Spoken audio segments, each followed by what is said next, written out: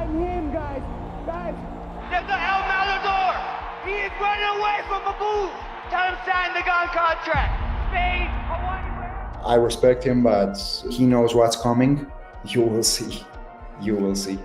Over the last 4 years, it's become tradition for the UFC to bring a massive pay-per-view card to Abu Dhabi in October. And on October 26th, we've been blessed with another stacked card featuring some of the biggest names in the sport. The new face of the featherweight division, Ilia Topuria, is back and is facing what seems to be his toughest challenge yet, the legend and now certified BMF, Max Holloway. You know what I'm looking forward to more than any? Holloway and Topuria. That's the one for me, because I see that fight, I go, I don't fucking know. Ilia's hands are some of the most impressive hands in the sport. Everything, no wasted motion. But here's the thing with Max's movement. Max ain't gonna be there for that. We'll see who's the best boxer. I was getting ready to say, you're gonna find out. A flashy, undefeated phenom versus a battle-tested warrior in every sense of the word. Will Topuria's stardom and unstoppable era ascend to new heights? Or will the indomitable Max Holloway, who refuses to fade, begin his second reign at 145? He did what he had to do. Now we're here, you know. He gets to face the Blessed Express come October 26, and we're about to see what happens. Blessed Express, it's over, my friend. Can't Bring see. your pillow. Wait. Bring your pillow for the fireworks. Trust me, I'm gonna take you head off. In the co-main event, Khamzat Chimaev is finally back against one of the best guys he could possibly face upon return. The Reaper, Robert Whittaker. It's only right that a fight of this magnitude is 5 rounds, and the winner will factor prominently in the middleweight title shot conversation. With this matchup, I feel like Khamzat, he's coming into this fight with a little something to prove. You know, he beat Usman, but he's going against a very tough Robert Whittaker, who's still in a hunt to be champion. So this fight's going to be absolutely amazing. Let's go! This card is stacked from top to bottom, but these two matchups at the top deserve the spotlight. Let's take an inside look into some of the most highly anticipated matchups of the year at UFC 308. This will deliver, I guarantee.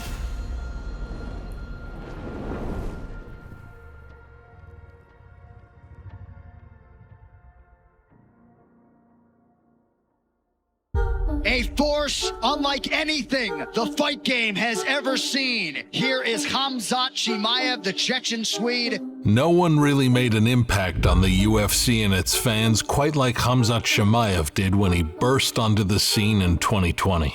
After just a few fights, he was already being hailed as the next Khabib and looked poised to become the UFC's new cash cow. I've never seen anything like him. He's special, he's different. When you're a fight fan, a guy like this is the type of guy that you love to watch and follow. Choo choo, because I'm the conductor of this train, baby. Give him a title shot. Give him a title shot, he's ready. He was immediately steamrolling his opponents at both middleweight and welterweight, but ultimately set his focus on welterweight. After making his first 4 fights look too easy, he was finally met with a legitimate challenge in Gilbert Burns, who managed to actually make him look human. You have to give respect for that guy, some tough guys. I dropped him hard, and I tried to finish him, but I didn't give up. I tried to punch back, when he was dropped, and you have to give respect for these guys. At that point, a title shot was in reach, but out of nowhere, the UFC offered up Nate Diaz as a sacrificial lamb. How big is Diaz following?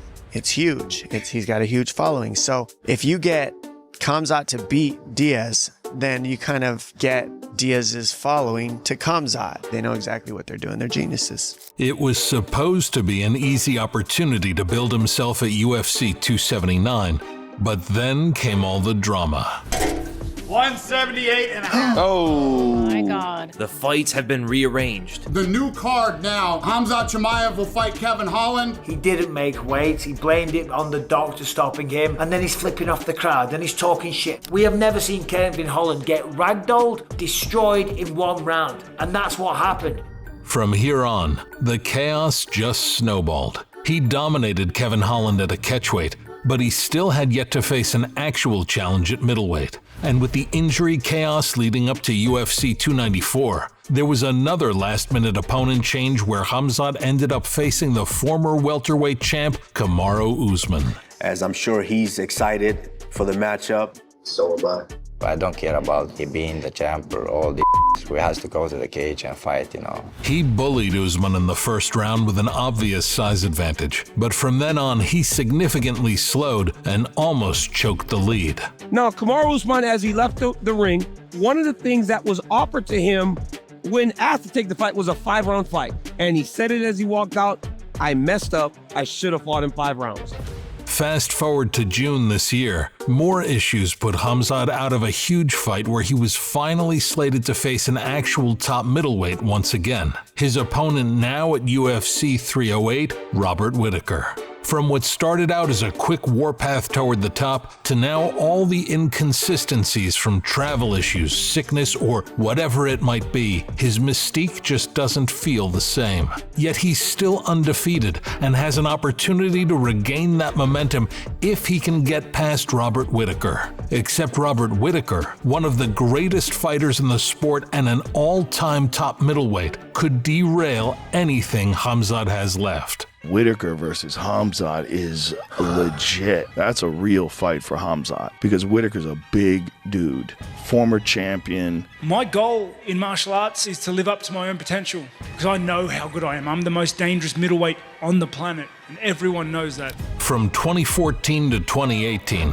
Whittaker went on a generational run that had us thinking he was destined to be a long-reigning king at middleweight. But as fate would have it, that crown belonged to the next challenger to his throne. Adesanya isn't as good as he Thinks he is. I remember that. I was just like, I bet. I'll show you how great I think I am. We went in there, we butted heads, and I came off second best tonight. That's just how it is at these high-stake fights. You know, I'm not going anywhere though. Over the last 10 years, Whittaker's only losses have come to the former champion Israel Adesanya and new champion Dricus du Plessis. Yet every time he bounces back and makes himself undeniable for another shot at redemption. A guy like Whittaker, when you look at how advanced his entire game is, you realize it's like, dude, he's graduated past everybody else that's not a former champ, basically. Like, they can't do anything to him. Looking back at it, he's got one of the most impressive resumes out of anyone on the roster. 22 fights in the promotion and is still eager to take on anyone they give him. You raise your hand right away and say, give him to me. Because I'm the best in the world, mate. I'm the most dangerous middleweight in the world. I'll take a fight anywhere, anytime, and I'll prove it tonight, I'll prove it again, and I'll fight anyone. Are you getting better? I think I am, mate. The UFC want to keep throwing them at me, throwing the sheep at me. So I'm throwing the lambs. I'm just going to keep slaughtering them, mate. Whittaker is still at a point where he's more than capable of not only challenging for the title again, but actually reclaiming it. And he'll likely have another shot at it if he can hand Khamzat Chimaev his first loss at UFC 308. You know, I asked for the fight. Straight after the last fight, I was like, I'll fight Chimaev again. Chimaev is a hard fight. He's obviously a big draw, especially over there in Abu Dhabi. And I think the UFC, story-wise, they want to see Chimaev like up the top of the ladder. They want to see him in that picture. But I love disrupting their plans. I love derailing their stories. As per usual with Khamzat, he'll likely charge at Whittaker like a psychopath and look to wrestle him out of there ASAP. But if that's his plan, he better hope it works. Whittaker's experience and more tactical approach over 5 rounds could be a nightmare for Khamzat. Not to mention, you've got to think about the momentum he's riding versus all the lingering questions surrounding Khamzat's health. Do I believe, brother, that I can go out there and smash this guy? Yes, he could. But what if he can't? What if he empties the tank? What if he gives everything he's got to get that finish and Robert Whittaker is still standing? He could be The general consensus is going to be that Khamzat is going to have a major advantage on the ground if he gets it down there. He's like a Tasmanian devil for the first round, and on the feet, it should go to Robert Whittaker. Whittaker should be able to target him pretty well, but Khamzat always has the power advantage in the stand-up. I can see each guy win this fight. It's the Reaper, who's basically done it all, but is still here to prove he has yet to peak, versus the young wolf that's starving to reach the pinnacle. And the winner will set themselves up for exactly what they want. In the main event of UFC 308, we'll witness the biggest featherweight title fight since Conor McGregor versus Jose Aldo in 2014. You and Ilia would be crazy. So much fun, brother. I know. You know what's gonna happen. the surging, undefeated superstar Ilia Topuria will finally put his newly won title on the line against the Hawaiian icon and BMF champion Max Holloway. When the UFC featherweight division is brought up, you can't go without thinking of the legendary career of Max Holloway. A guy that made his debut at 20 years old and quickly became a fan favorite by embodying everything a BMF stands for. On paper, you put down my stats, no one's gonna pick me in a fight. But then there's one thing, there's that mental part. That's that crazy land part. You know what I mean? Like, people don't know what the fuck crazy land is. So I'm willing to do something that I don't know if you even thought of doing it, or if it's presented with you that if you're going to take that chance. For years, Max proved that he had no equal at 145 pounds. His pace and constant pressure mixed with an unbreakable chin was a nightmare for everyone. But then, at UFC 245, Alexander Volkanovski showed up to the party and abruptly halted the freight train. We're both very high level. You know, it was a chess match in there. He probably wants to get that back, but I thought, man, it's my time. It's the blessed era ends tonight. Being second place breaks a lot of former champions and usually marks the turning point in their careers. But like Robert Whittaker, Max Holloway wasn't one of those guys. We still here, you know. I told you guys that was the motto. We still here, remind them. I'm not here to call nobody out. I'm just here to be undeniable. Keep being undeniable. I'm keep crawling, scratching my way back to the top of the mountain, and no one's going to stop me getting there. After both the rematch and trilogy with Volkanovski, he was fed many potential future title challengers and beat them all. But one he didn't come across is his opponent on October 26th. I always wanted to fight for the title. I always want to do this. They gave me a lot of up-and-coming contenders, and then there was one that didn't come up towards my way. So you can ask UFC about that. You can ask him the question. UFC made me fight every other contender at 45 except for him for a reason. And we're here now, and I'm going to prove why UFC was shelling him away from me. He knows what's coming. There is no way I'm not going to knock him out. Whatever you want to do, boy, I can beat you. If he thinks that I'm not right, prove me wrong. We're going to be in the same octagon on October 26th. Prove me wrong. Ilia Topuria's rise to UFC champion was quick and pretty much flawless. A ruthless finisher with a Greco-Roman wrestling background, lethal Brazilian jiu-jitsu, and sharp, powerful boxing, and who's made easy work of pretty much everyone he's fought. There's a bunch of you who have decided to learn about the Ilia Topuria experience the hard way. You could tell that Topuria from his early UFC days was very, very skilled, but his improvement has been rapid, right? This is a guy that primarily was a grappler kind of first. The fact that we barely even associate that with him now, I think kind of tells you about the development of his game. Topuria is a nightmare. Yes, he is. He's a nightmare. What he did to Bryce Mitchell. Did you say you were going to leave his head as flat as he thinks the earth is before this fight? Yeah, and I did it. What he did to Josh Emmett, I was like, nasty. Oh, man. He's nasty. The featherweight division was in desperate need of a fresh contender, and after Ilia's brutal back-to-back demolitions of rising prospect Bryce Mitchell and top contender Josh Emmett, he emerged as the most, and frankly only, compelling threat capable of challenging the dominant champion. At this stage, Alexander Volkanovski had established himself as the greatest featherweight of all time to many, yet that did nothing to diminish Topuria's confidence. He was the best guy in the world. He was the pound for pound for some reason, so he's good. But I feel I'm way better than him anywhere. I'm going to put his lights out. I'm going to put him to sleep without any doubt. At UFC 298, Topuria backed up every word and became exactly what he had promised. If you want to come here and take this belt, just make sure that you are good everywhere. With the door wide open in the division, Max Holloway would have likely been granted another shot at the title. But at this point, he was already set to move up to lightweight for a BMF title fight against Justin Gaethje at UFC 300, which was supposed to be the worst mistake of his career. Real fans know that even though Holloway may not get KO'd, he does lose this fight, and he gets the shit beat out of him. This is not the marauder that moves forward no matter what, that points down to the canvas and beckons his opponent on. This is the Max Holloway with a mustache and hair that's preparing for retirement. Not only did Max dominate most of the fight, but he gave us one of the greatest moments in the sport's history. I sell holy shit moments for a living. That was the ultimate holy shit moment of all time. A career-defining moment for a guy who has already accomplished so many great things. The featherweight champion was in the building tonight. What do you think he learned about you in this fight? I think he learned that you don't want to fight me even more. Like I said, there's an El Matador that's trying to run away from Abu. He's trying to run away from Abu. The Boo is here, the Boo is ready, and the Boo is here to remind people that the best is blessed. Topuria versus Holloway has all the makings to be one of the greatest fights in recent memory.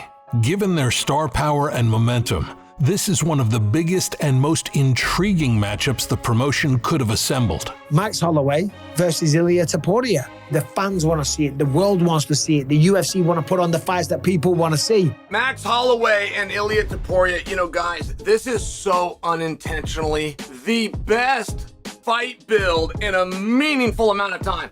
And the reason it's so wonderful is as bad as Topuria needs Max, Topuria is playing it the only way he should, which is I am king, and I am king because I have the belt. I don't care about you. I already opened a home for all people. Volk already has his room. I have another one for you, and no one's gonna save you once that case gonna be closed, my friend. No one's gonna save you too, buddy. All this talk, everything he's saying, I like to show up. And that's what I do. I show up every time. October 26th, I'll show up. Yeah, show up and I'm gonna do the rest. Don't worry.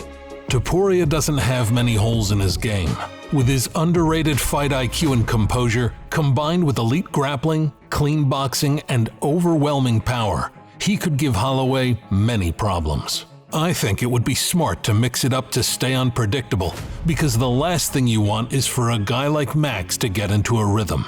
Max also has great boxing, along with solid kicks, effective range control, a relentless pace and output, and a mythical heart and chin.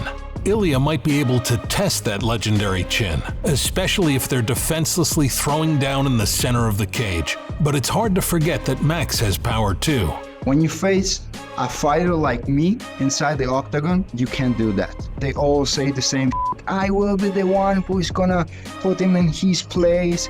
He's cocky, he's this, he's that, and guess what? I put them in their place, you know? You were the first guy I asked for. I want I want the easiest fight. Yeah, I want Ilia Topuria. Ilia Topuria doesn't beat you in nice and funny ways. He bludgeons you until you fall asleep against your will. Max Holloway will chop you like a tree until you are so fatigued you cannot even put your hands up anymore. Forget about hitting him back. Forget about throwing a punch back. I have not seen a 145-pound title fight more necessary than this. A win here is absolutely massive for either guy. Topuria has the chance to continue an undefeated championship reign with both Volkanovski and Holloway on it, two of the most skilled fighters of this generation. And stopping Max after what he did at UFC 300 would elevate Ilia's star power to new heights and set up a potential mega event next for him in Spain. If Max were to beat Ilia after there was seemingly no path to becoming champion at 145 again, we'd have to rethink where he lies on the list of featherweight greats, and he'd have options galore. His star power has already been massive throughout his career, but beating a dominant, undefeated talent like Topuria and reclaiming the featherweight title while being the BMF champ would be insane. And not to mention, there's a possible title opportunity at lightweight on the horizon too. A career-defining night for some of the best fighters in the world. And no matter what unfolds, we're in store for more unforgettable moments that will reshape the UFC landscape.